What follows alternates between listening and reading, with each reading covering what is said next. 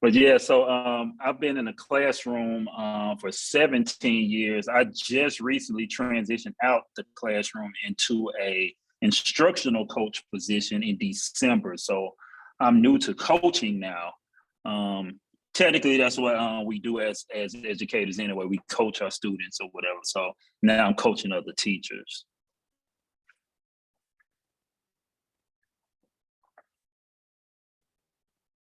All right, and if you're new to joining, you can just drop your name in the chat and where you're from. All right, so I'm gonna kind of talk a little bit about myself. So what brought me to GeoGebra was the year I was teaching AP Calculus, and I was just looking for anything that can help me see or show what I wanted them to see, or things that I kind of saw in my head when I looked at numbers. I was trying to figure out a way that I can kind of demonstrate that. So stumbled across GeoGebra, went online, started searching for some workshops because I knew if I found a workshop, I could make the school district pay for it. So I found the workshop, and that sent me to Columbus, Georgia for a 5-day workshop where I ran into Steve Phelps as the facilitator. So that right there, it was history after that. So once he kind of gave me some pointers, I kind of ran off and started doing my own thing and trying to figure out ways I can use it myself. I wanted to create my own things. I still like using other people's resources, but I just want to get better at creating my own sometimes. So using AR to bring textbooks to life. Let's go ahead and get started. All right. All right, so you can follow me at BJ Jeffries on Twitter, and then I have a YouTube link. I have like videos that I've uploaded there.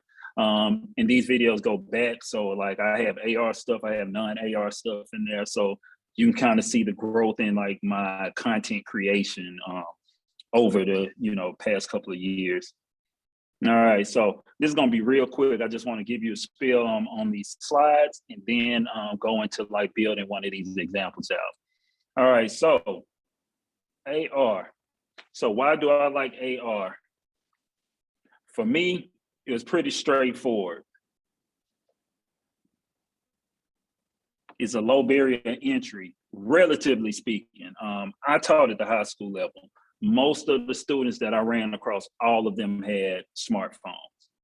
So since they all had smartphones and GeoGebra has an app, I figured, hey, it was hard to get parents to buy a graphing calculator, whether it was a Casio or Texas Instruments.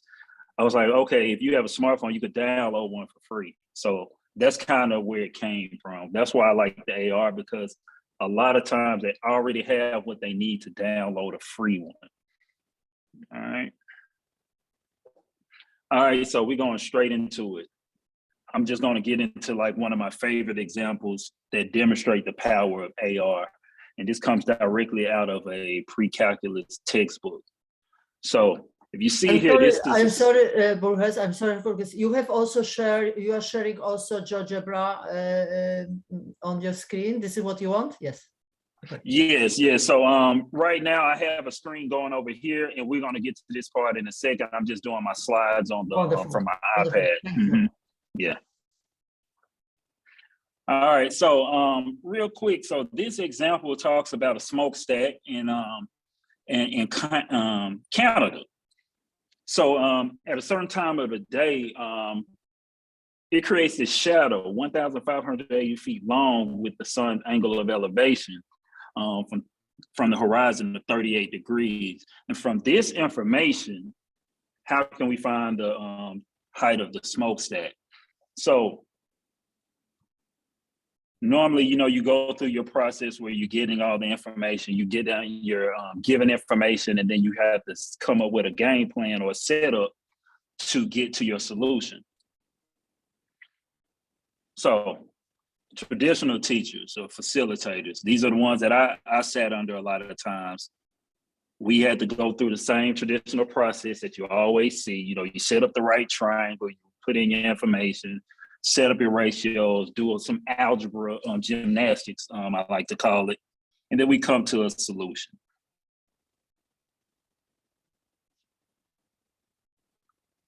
It says the slide is tiny.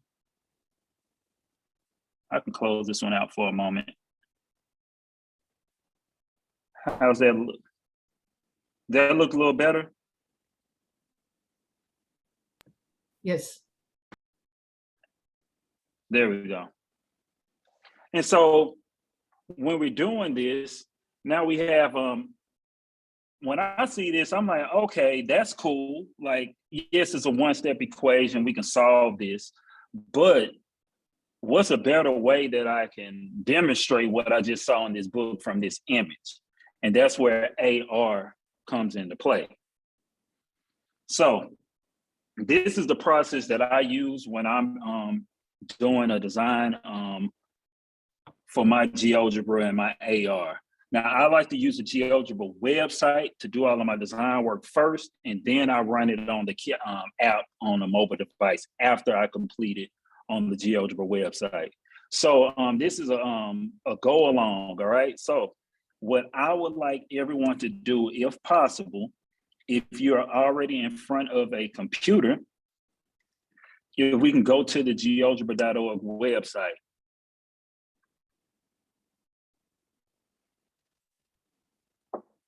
All right, so if you're on the GeoGebra website, the best thing to do if you have some type of Google account or whatever, go ahead and sign in with that. What that allows you to do is it allows you to use their tools, and then you can save what you have and you can always go back to it later. So as you can see here, I'm signed in on mine, so my avatar is showing right there. The place where I'm going to will be the 3D calculator, all right, the 3D calculator. Just give me one moment.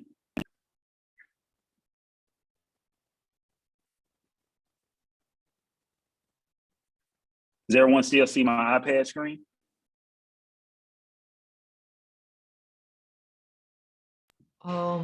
We see just slides right now.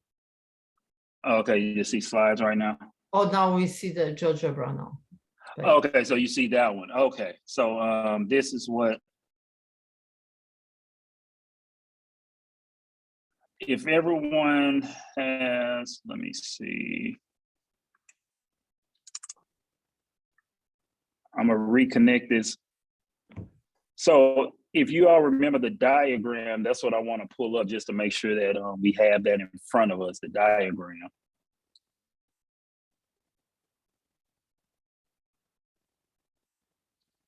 Does everyone see the diagram? Yes, we see it. Okay, so if you can sketch that down, take a snapshot of it, just so that we have those measurements. You have a shadow of 1,580 feet, and then you have an angle of elevation with the ground of 38 degrees. We're going to use this information to just build it out. So instead of going through those algebra steps, we're just going to build it out and see what we come up with using GeoGebra. All right, so does everyone see my GeoGebra screen now? Yes. All right, so here we go. So I'm gonna go to the GeoGebra 3D calculator. And that GeoGebra 3D calculator will bring you here. And this is kind of the process that I like to go through. I'm kind of like Steve Phelps. I love using the slider. So what I'm gonna do is I'm gonna go ahead and start a slider. And this slider is I'm gonna call this slider angle elevation. I'm gonna say, okay, angle elevation, I'm gonna set this equal to 0 degrees. And you have to put the degrees on here, all right? So angle elevation is equal to 0 degrees. Once you hit enter, it automatically creates a slider from 0 to 360. And we can adjust those numbers later. So I wanna just go ahead and get that out the way now. All right, now, the other thing from that that I noticed was, I focused on the shadow first when I saw that. So the first thing I think about is, okay, there was a smoke set. So I'm gonna use the capital letter B for the base of the smoke set. And I know that the shadow is, if everyone remembers, is 1,580 feet in length. So I'm gonna go ahead and put that point down there to represent that. So I have that. And so I always like to do things from the origin. So My next one, I'm gonna use a capital O for origin. And then I'm gonna just say 0, 0, 0, 0, 0, 0. So at least I know I have the length of the shadow locked in just between these 2 points. So there's a shortcut here. Right now, as you can see, the numbers don't go out so far. But if you click this gear right here in the top corner, if you click this gear, you have something called zoom to fit. And so now I can see 0, and this represents the bottom of my smokestack. All right. So the next thing that we have to focus on that we were given, we know the length of the shadow, and we also know the angle of elevation.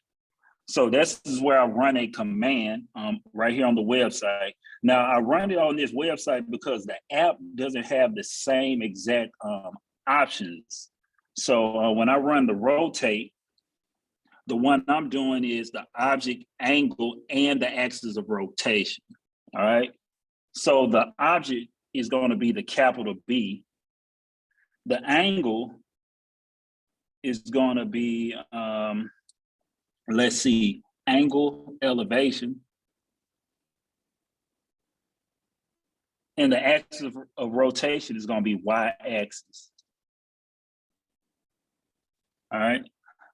Lowercase on the Y, capital on the A when you type in y-axis. So syntax is very important here, all right? So notice what happens when I drag the slider. See how it goes in the downward direction? What I realized is that this goes in a clockwise direction when you run this command. So because I really needed to go in the other direction, I just throw a minus in front of this angle elevation.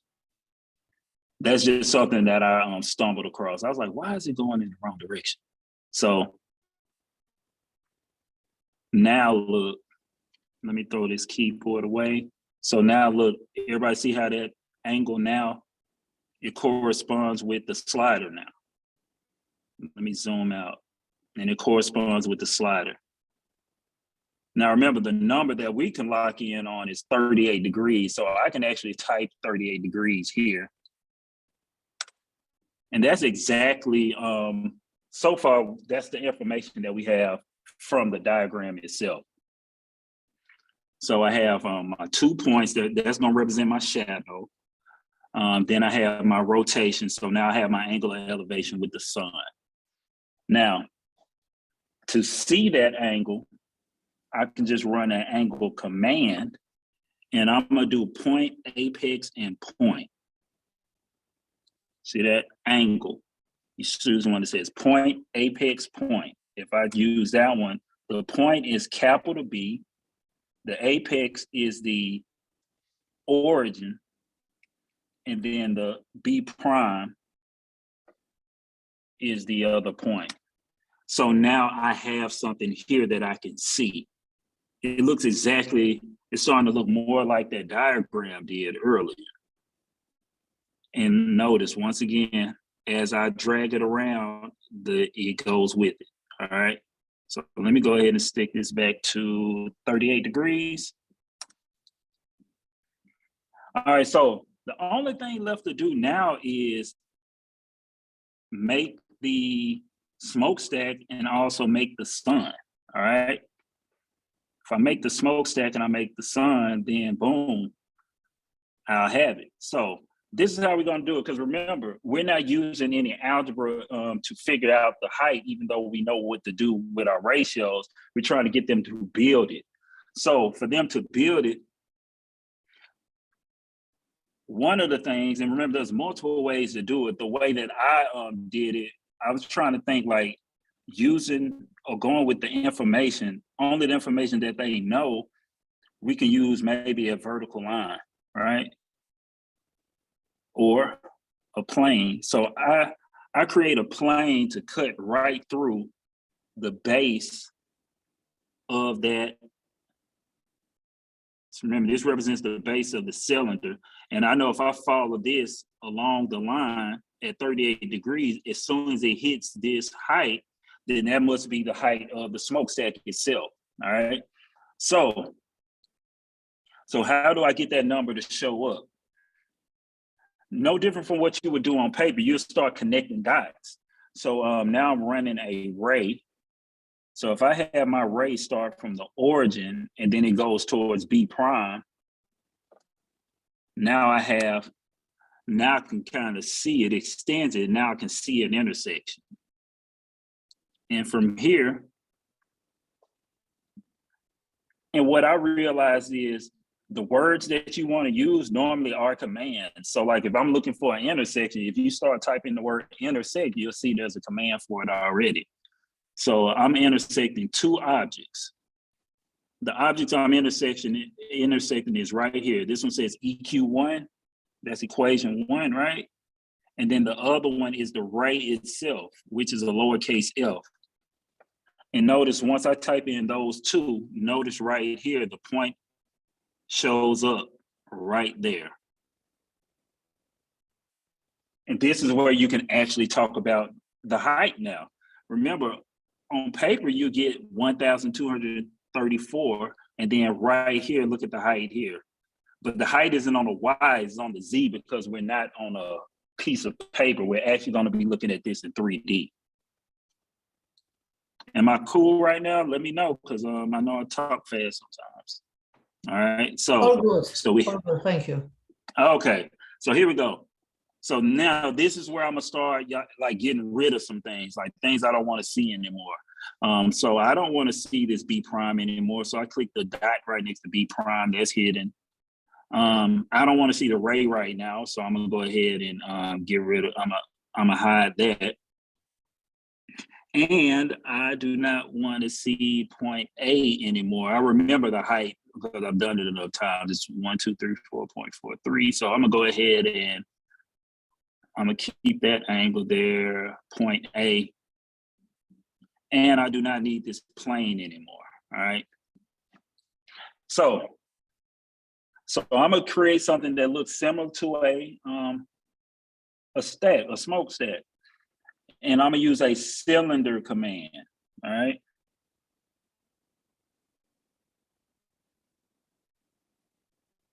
And so the cylinder here is going to be between 2 points, all right? The cylinder, the lowest point is at point B. The highest point, and I'm gonna just physically type in these numbers because if I move the slider, I don't want it to follow. So I'm gonna go ahead and put in what, 1,580, right? Comma 0, and then it had a height of 1,234.43. So that's how high it's gonna go onto the Z-axis. And then the radius, I'm gonna just say 100. See, the bigger the radius, the bigger the cylinder. So 2 points with a radius, see that? 0.1, 0.2 radius, and then it creates your cylinder just like that. So once I hit enter, boom, now I have a smokestack. And now you can kind of see it right here.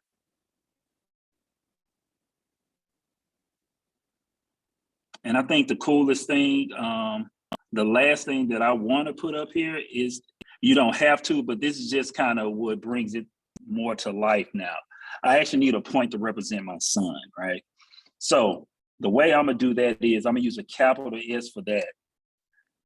I'm gonna take it out further than my cylinder. So I'm gonna run that one out to 2,500 on the x-axis. My Y is gonna be 0, but my height is gonna be, I'm gonna use a tangent function to represent the height because it's the same tangent function that you used to find the height before, but I'm gonna use it for the sun instead. So 2,500 times my tangent, and then 38 degrees. Let me kick up this keyboard there and put 38 degrees on it. And so now I have a dot out here that represents the sun. So the cool thing with this is I have all the pieces that I want. The only thing I'm gonna do now is just start playing around with and get some detail in there. So the sun doesn't really look like this blue dot. I can just click the settings for my point S, go to the color tab. I could change that to yellow, all right? Or I can really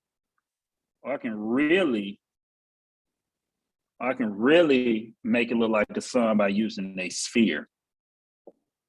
And I'm gonna use a point and a radius. So if I use the first one, the point of the sun is S, but the radius, I'm gonna say, let's say, what's 50? Nope, I need a bigger radius. Let's say 150.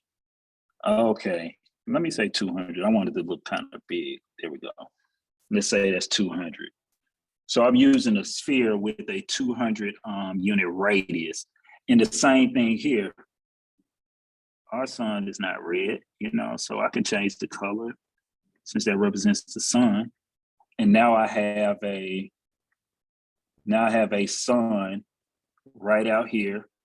My smokestack, if you click it, you can change the color there also, or you can do it from your tools right here or your list on the left. So let's see. I think I want to go with a grayish color and make it a little bit dark.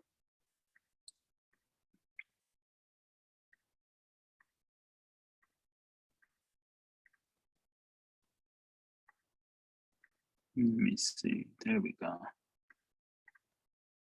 And notice here how I have, and so now point B, I don't really need point B showing anymore. I don't even need point on the origin point showing. So now I have a pretty good looking diagram. If I get rid of the axis, I get rid of the axis. If I want to, I can get rid of the plane. And I can just connect some segments if I want to. If I go from my segment, and remember, the base of the cylinder is a point B, is connecting to the origin, which is a capital O. See, there's my shadow right there. I could do another segment and I connect my origin on the ground.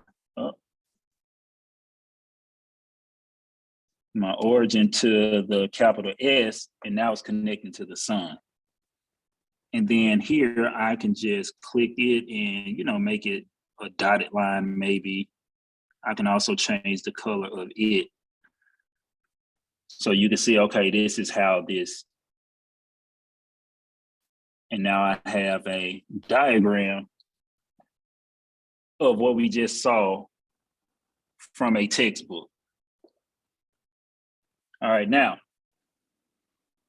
this is where we save it. So I'm gonna go ahead and save it right now by clicking that option here. I'm gonna just call this smokestack. So when I save it, it's now been saved and I can go back to it whenever I want. So now if I go right back here and click on my notice right here, I have something that says smokestack. So this is where the iPad gets very, very useful and helpful now. Where is my, just give me 1 second.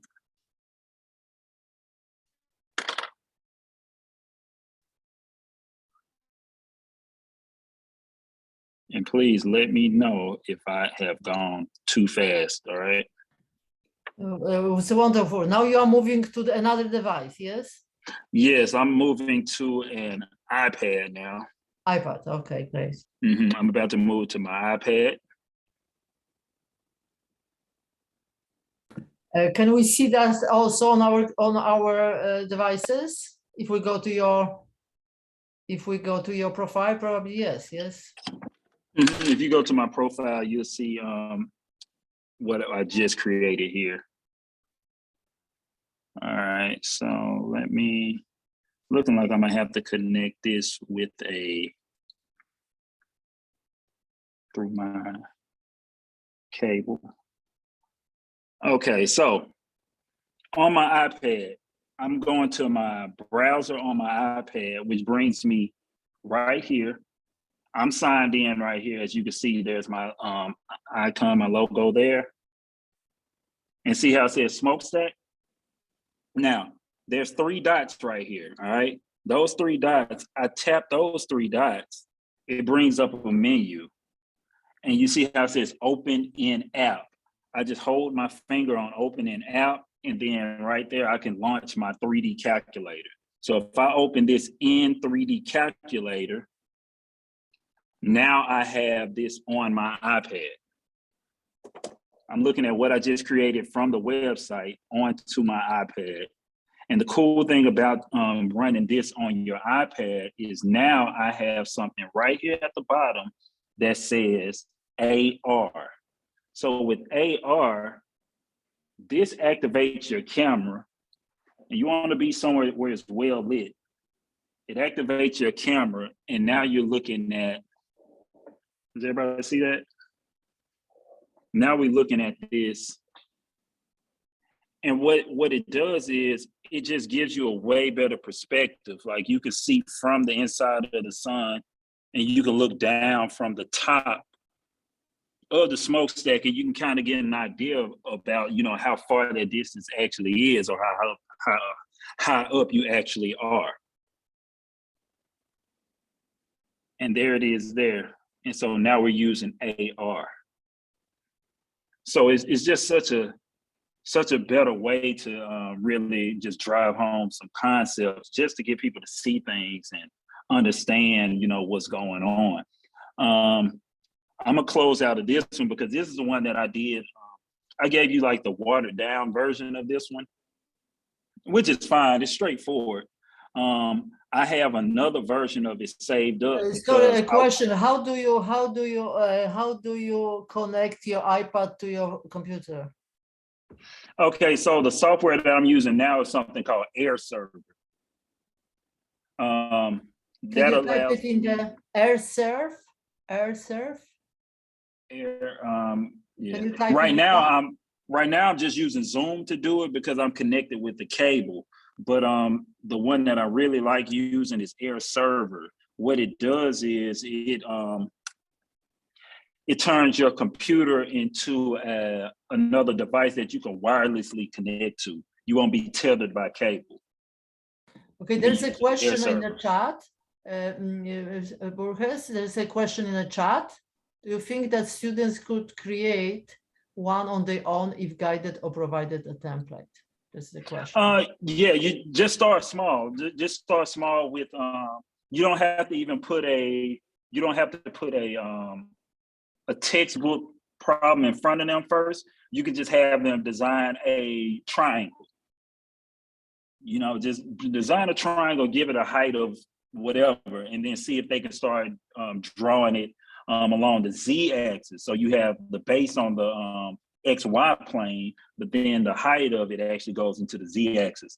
Once they start getting used to just drawing just regular shapes in 3D, then we can start being specific on like with parameters and bringing in word problems. Okay, one more question. Is it that, did you try on some different device than iPad? Like, did you try on, I don't know, what else? It has to be like phone or tablet, yes? It have to be phone or tablet for AR. To use the AR, it has to be a mobile device, whether it's a smartphone or a smart tablet. And it works on iOS and Android. They have apps for both. So it doesn't have to be an Apple product. Thank you so much. Mm-hmm. So what I'm gonna do here is I'm gonna open up this other one. So this is I don't know if you can see here, but like I have a little small circle right here, and then there's a sun right there. So what I was doing, I was trying to just really just be, I call it putting extra sauce on it, right? You just put more sauce on it. You know, everything's better when you put sauce on it, right? So I created a smokestack right there. Then I have the sun here. And then this is a trick that Tim taught me. He showed me how I could use a dilation command, the dilate command to actually create motion. So when I hit play, you can actually see that sun ray moving. And so now as that happens, and then you see it finally hit the ground, now you have a real good idea Okay, so that's what we mean by angle of elevation. It's still the same one, but I just threw more detail onto it. Wonderful. And I think you still have you know, a couple of minutes. Can you tie it to the how we should tie it to math? There's a question in the chat. How do we tie this to example mathematics? Here? Okay, so what happens here is, so when we see this, because this is the exact question that we saw in the book, right? And kind of go back to what I said right about here, in a traditional sense, and I have no issues with them learning how to do, you know, a one-step equation or whatever, right? But this is not the only way to demonstrate your knowledge in mathematics. There's other math is not only the calculation part of it, right? Math is still critical thinking and you know, finding patterns and all sorts of things. So like when you're using a tool like this, they're working on different critical thinking skills that are not necessarily, okay, let's just go through this process. They've been going through that process. By the time they get to me, they've been going through that process for over 10 years. So I still get into that part of it, but at the same time, they can get to the same solution through designing. So like with designing, that can strengthen, you know, teamwork and skills. You can start seeing how students or different people approach the same scenario when they design theirs. So that's kind of how I'd use it there. So we do a lot of paperwork, that's fine, but if that's all we're doing, they're going to really dread coming to class. Thank you so much. It is so amazing presentation. There's a lot of in the chat things happens. Thank you so much for showing us and sharing actual work. We can see how you use it. Yeah, and I'm not sure how much time we have, but I have one here, just a blank 3D right there that you can use this QR code to get to. Can you post this please in the chat maybe? Here's what I Oh, found. okay, yes, post that. So when you go to geogebra.org/classroom and you type in the XTS code, XTSD 9VK, I have one set up that I found in a book, but I took the whole picture away. It's just a prompt about the Statue of Liberty. So like it gives you an opportunity to just be creative. Like after you read it, what do you see? Like you could sketch something out and then just draw, design something based off of what you see or the way you visualize it. Wonderful. Thank you so much.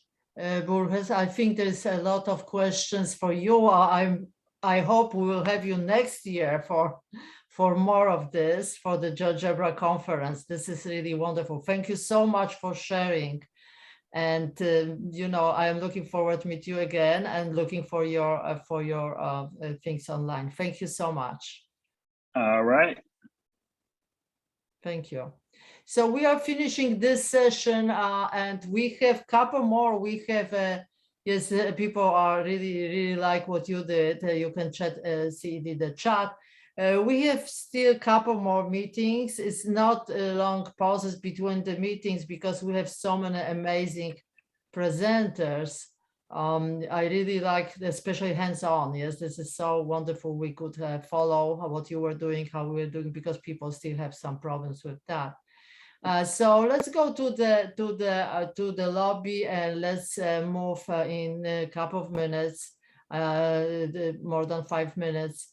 Let's move to the next section, which will be on geometry. Thank you so much, everybody. Thank you so much, Burgess. Take care. See you in the next room.